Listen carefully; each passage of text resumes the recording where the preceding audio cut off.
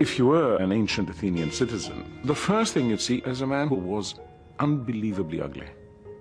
His head was too big, his eyes were too large, his nose was all the wrong shape. Socrates' appearance breaks every rule of classical Greek aesthetics, of the idea of proportion and measure. Socrates walked the streets of Athens barefoot, clad only in a dirty robe. He cared nothing for appearance or any of the other conventions of his day.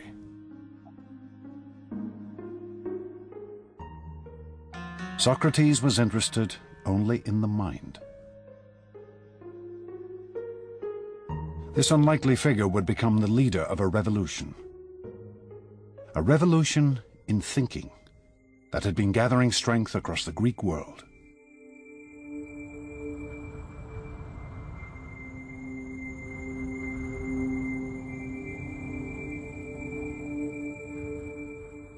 For thousands of years, mankind had assumed that the world around them, the sun, the stars, and the moon, were gods and spirits. Believing they were recording messages from their gods, ancient civilizations such as the Babylonians had gathered great catalogues of astronomical data.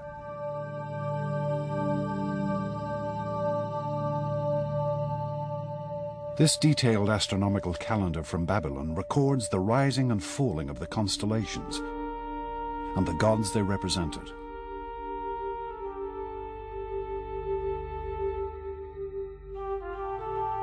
This knowledge and study of the heavens had been slowly spreading across the ancient world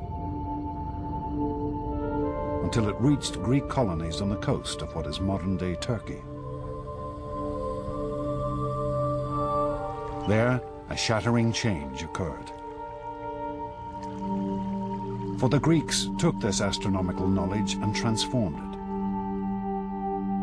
They took the gods out of the heavens and replaced them with reason.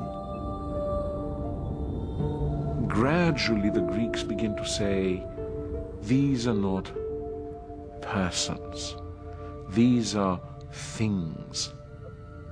There's an orderly world which the human mind can actually capture. It is subject to our understanding. These Greeks began to calculate and predict the movement of the moon and stars through mathematics and logic, rather than using gods and spirits to explain everything.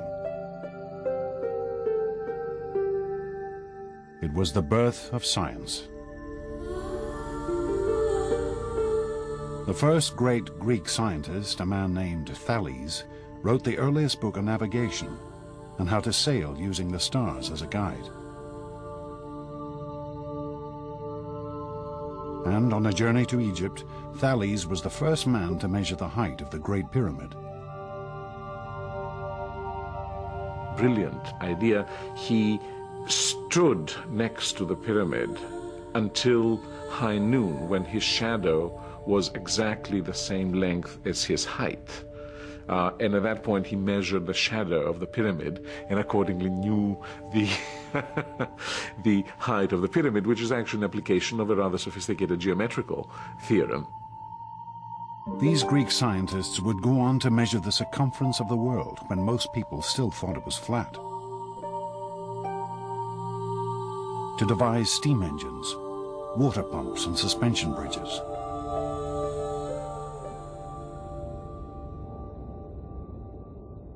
But Socrates was not interested in the mechanics of the physical world. He would use this new way of thinking, using reason and logic, to study people. The great change comes with Socrates, who turns his back, so to speak, to the world of nature. What he cares about is the individual. You become an object of study and care. Socrates spent his days in conversation, walking the streets of Athens, talking and debating with anyone he met. With over 150,000 people now packed behind Athens' walls, he was in his element. One of the amazing things about Socrates is that he is the first fanatical urban individual. He loves the city. He makes life in the city one of his major concerns. Socrates' life was spent questioning the assumptions his fellow Athenians held about their lives. What they felt was right and wrong, what was good and bad.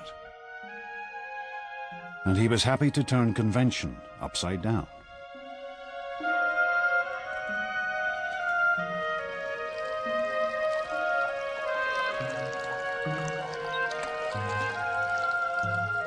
One of Socrates' followers recorded how, at the end of a drunken dinner party, Socrates proved to a fellow guest that he was in fact the better looking of the two.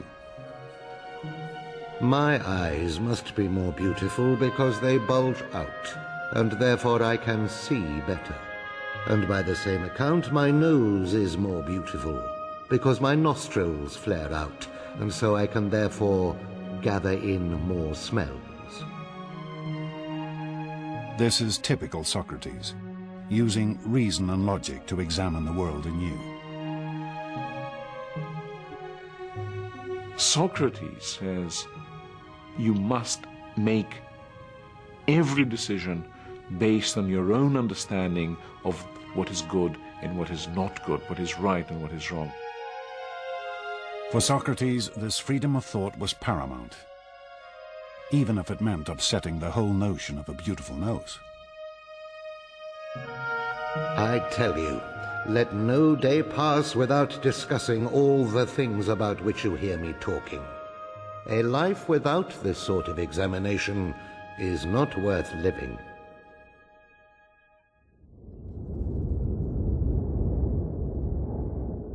But as Socrates spent his days in debate, his city was fighting a war.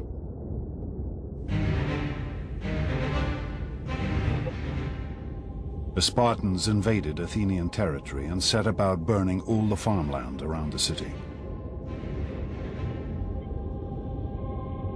The Athenians became increasingly anxious.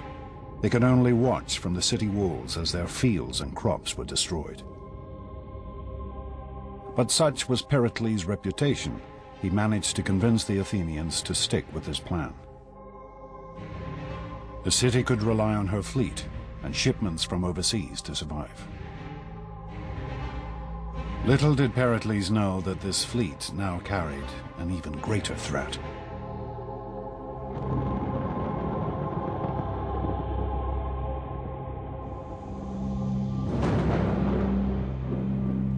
One year into the war, the grain boats that fed the city brought with them an additional cargo: plague. A disease that would now devastate Athens.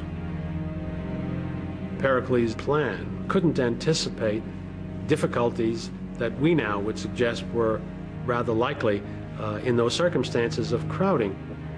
And the results were horrendous. With the population crammed behind the city walls, the affliction spread like wildfire. The symptoms were horrific. The Athenian historian Thucydides, who lived through these years, recorded its effects. The body was suddenly seized, first with violent heats around the head and redness and inflammation of the eyes, and then the disease descended into the bowels, producing violent ulceration and uncontrollable diarrhea. The sufferings of individuals seemed almost beyond the capacity of human nature. The city must have looked terrible, smelled terrible, been awful to be in, and terror must have reigned everywhere. Sufferers, racked with fever and overcome with unquenchable thirst, would crawl into the city cisterns and water mains to die.